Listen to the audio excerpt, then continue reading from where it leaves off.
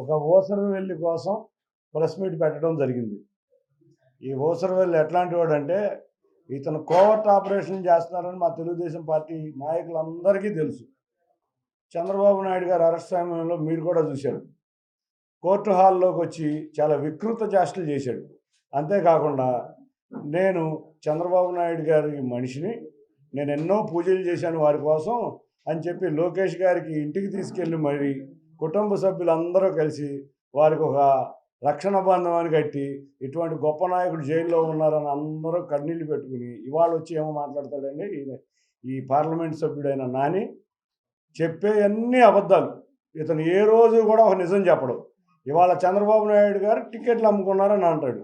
ఇతను చేసిన వికృత చేష్టలు బయటకు రాబోతున్నాయి కాబట్టి ముందుగా గ్లోబల్స్ ప్రచారం చేస్తాడు.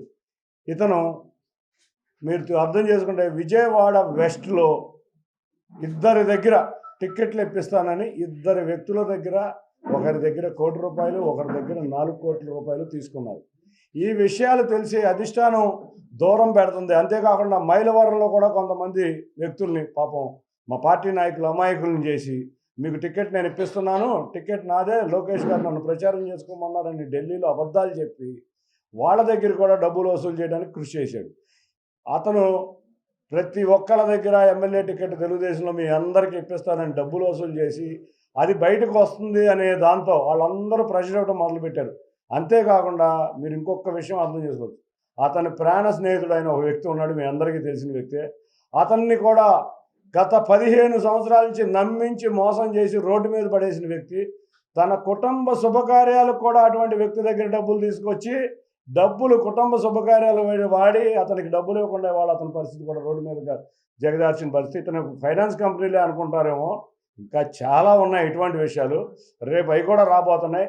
ఆ ఇద్దరు వ్యక్తుల దగ్గర డబ్బులు రాబోతున్నాయి, అడుగుతున్నారు, ప్రెషర్ పెరిగిపోతుందనే విషయంతో నన్ను గంటవేయబడ్డాను కాబట్టి నేనేం చేయలేకపోతున్నానని ఆ వ్యక్తులకు సమాధానం చెప్తున్నాడు. ఇవన్నీ కాల్ రికార్డ్స్ ఉన్నాయి, నువ్వు గుర్తుంచుకో. సరే పెట్టెల దొర అని అన్నావు నన్ను, మంచిదే. మా ఇన్ఛార్జిని కూడా పెట్టెల దొర ప్రజలు నిర్ణయిస్తారు. వాళ్ళు ఎవరో పెట్టెల దొర ఎవరో. పోనీ నువ్వేదో పెద్ద హృతిక్ రోషన్ లాగా అనుకుంటున్నావేమో. నీ ఆకారం చూస్తే నీకు అర్థమవుతుంది నీ పరిస్థితి ఏంటో. నీ మానసిక పరిస్థితి బాగలేదు. ఇంకొక విషయం చెబుతున్నా, నువ్వు ఎంతో నటించావు. ఇవాళ మా నాయకుల దగ్గర ఎంతో నటించావు. చంద్రబాబు నాయుడు గారు జైలుకి వెళ్ళిన సమయంలో అసలు ఏదో అయిపోయినట్టు కన్నీళ్లు పెట్టుకున్నట్టు చేసావు. ఇవాళ జగన్ దగ్గరికి వెళ్ళి పాలేరు పని చేస్తున్నావు. పాలేరు పని జగన్ దగ్గర చేయట్లా, నువ్వు ఇన్ఛార్జీలకి అసిస్టెంట్గా చేస్తున్నావు. నువ్వు రోజు నీకు తెలిసింది ఒకటే మాట, ఒక గ్లోబల్స్ ప్రచారం, పెట్టెల ద్వారా లేకపోతే డబ్బులు తీసుకున్నారు, విషానం ఎత్తైపోతున్నారని. అరే సారీ, నీకు చెబుతున్నా, నీవు కాదు కదా ఎవడొచ్చినా, నీ నాయకుడు తండ్రి గారే మా పార్టీని ఏమీ చేయలేకపోయారు. ఇవాళ మీ పార్టీ మొత్తం ఖాళీ అవుతుంటే నీకు అర్థం కావట్లేదు. నువ్వు గోల్ పాడుకుంటావు, ఏసీ రూముల్లో అవుతావు. 2019 నుంచి 23 వరకు నువ్వు ఎన్ని గ్రామాలు తిరిగావని నేను క్వశ్చన్ చేస్తున్నా. నీకు దగ్గర దమ్ము ధైర్యం ఉంటే సమాధానం చెప్పు. ఇవాళ వరకు ఎక్కడా కూర్చోకుండా ఏసీ రూముల్లో కూర్చుని, అందుకే అధిష్టానం నిన్ను చేత్కరించింది, నిన్ను ప్రజా జీవితం నుంచి దూరం చేయింది. రేపు రాబోయే ఎలక్షన్స్లో నిన్ను ప్రజా జీవితంలో ఇది లాస్ట్ ఎలక్షన్. నువ్వు జీవితంలో ప్రజా జీవితంలో కనపడవు. అంతేకాకుండా నీవు మా నాయకుడిని, నేను నీకు మొన్న కూడా చెప్పాను, ఆయన అడిగే క్వశ్చన్కి ఏ రోజు నీ దగ్గర సమాధానం లేదు కాబట్టి నువ్వు దాటేస్తా మా నాయకుడిని విమర్శిద్దామని చూస్తున్నావు. సరే, మీ నాయకుడు ఒక సైకో కాబట్టి మా నాయకుడిని విమర్శిస్తే ఆ సైకో ఆనందం పడతారు కాబట్టి ఈ పిల్ల సైకోలందరితో కలిపి నువ్వు ఇంకో సైకోలాగా తయారయ్యావు.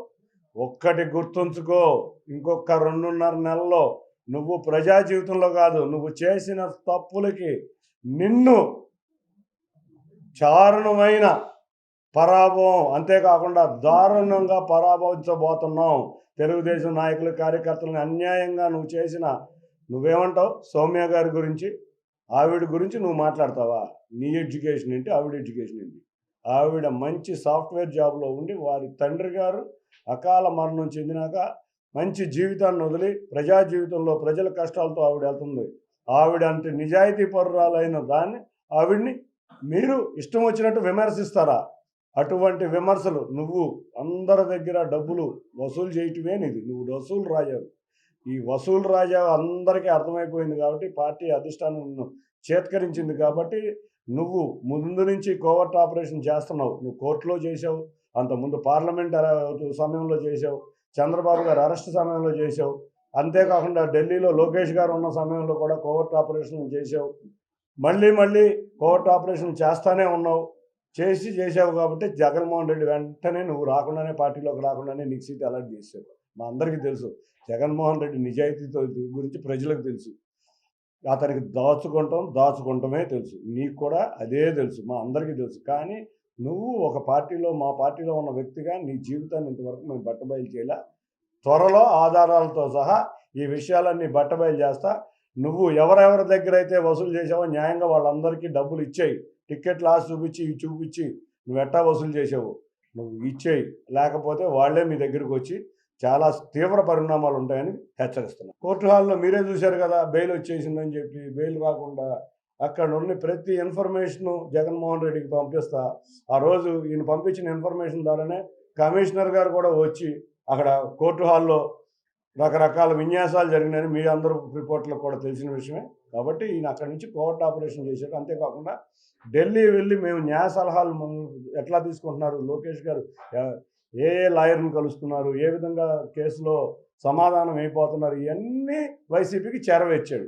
ఆయనకి తెలిసిన రాజకీయం అదే కదా. ఆ 2 వ్యాఖ్యలు, ఒకటి పెట్టెల ద్వారా, రెండోది వెళ్ళిపోతారని. ఇప్పుడు సిద్ధం పోస్టులు రెడీ అయినాయి. ఆ సిద్ధం పోస్టులకి మేమేమంటున్నారంటే మేము పారిపోవడానికి సిద్ధంగా ఉన్నామని వాళ్ళ నాయకులు అందరూ చెబుతున్నారు.